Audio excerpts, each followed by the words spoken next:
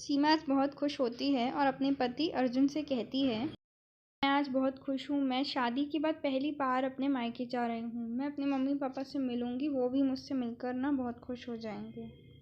हाँ हाँ, क्यों नहीं। तुम्हारी खुशी तो तुम्हारे चेहरे से ही दिख रही है। मैं सोच रही हूँ मैं पापा के लिए कुछ गिफ्ट ले लूँ। आप चलोगे मेरे साथ मम्मी पापा के लिए गिफ्ट लेने? हाँ, क्यों नहीं। मेरे मम्मी पापा भी तो हैं वो। अब मैं चलूँगा तुम्हारे साथ। रहने दो, उनके पास तो सब कुछ है। मैं सोच रही हूँ उनके लिए ना सही अपने लिए ही ले लेती हूँ कुछ सामान। अरे तुम ऐसा क्यों बोल रही हो। तुम उन्हें गिफ्ट दोगी तो उन्हें अच्छा लगेगा ना। सीमा अपनी मायके आती है और अपने मम्मी पापा को गले लगाती है। उनकी मम्मी कहती है, आजा बेटा बैठ, मैं तेरे लिए खाना बनाती हूँ। सारा खाना तेरी पसंद का ही होगा। अरे नहीं मम्मी, आप बैठो, मैं जाकर बनाकर ले आऊँगी। फिर हम दोनों मिलकर खाना खाएंगे, बहुत मज़ा आएगा। नहीं नहीं बेटा बैठ, आज तो खाना मैं ही बनाऊंगी।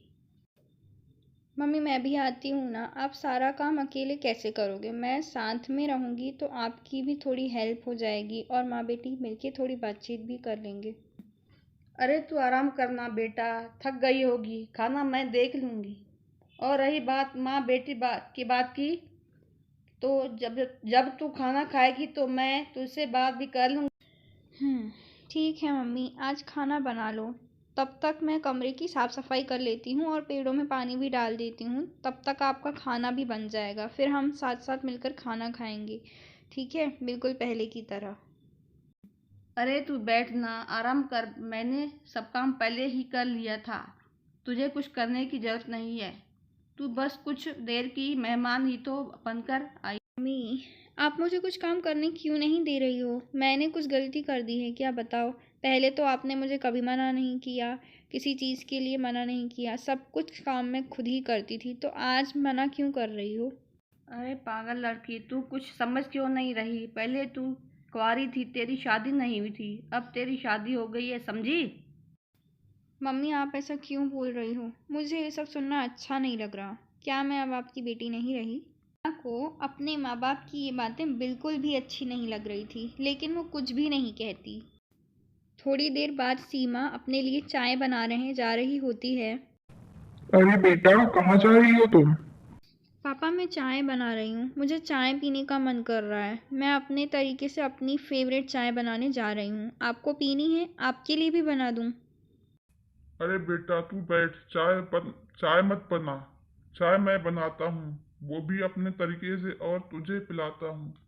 पर पापा मुझे खुद के हाथ की चाय पीनी थी। मैं बनाती हूँ ना, आपके लिए भी। आप क्यों तकलीफ़ करोगे? नहीं बेटा, तू अपने ससुराल में भी काम करती है ना। यहाँ हम कर लेते हैं, तू अब आराम कर बस, ठीक है ना। नहीं पापा, मुझे चाय बनाने दो, और ये मेरा ही घर है ना। मैं आपके लिए भी चाय बनाती हूँ ना, आपको भी तो अदरक वाली चाय पसंद है। ठीक है, मैं नहीं बना रहा हूँ, पर तू भी मत बना। ये तेरी छोटी बहन है, वह ना वो बनाएगी। और पकोड़े भी वही पुदीने की चटनी के साथ। फिर हम दोनों बेटी मिलकर खाएंगे, और तब तो ठीक है ना।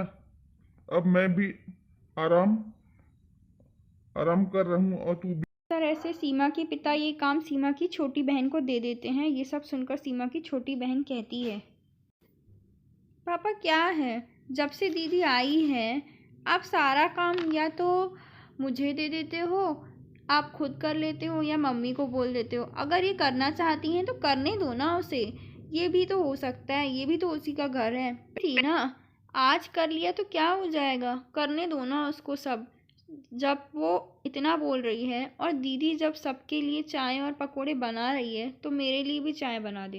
हाँ क्यों नहीं, मैं तो सबके लिए बना रही हूँ। तेरे लिए, मम्मी के लिए, पापा के लिए, सबके लिए बना रही हूँ। चाय पकोड़े पुदीने की चटनी के साथ हम सब मिलकर खाएंगे।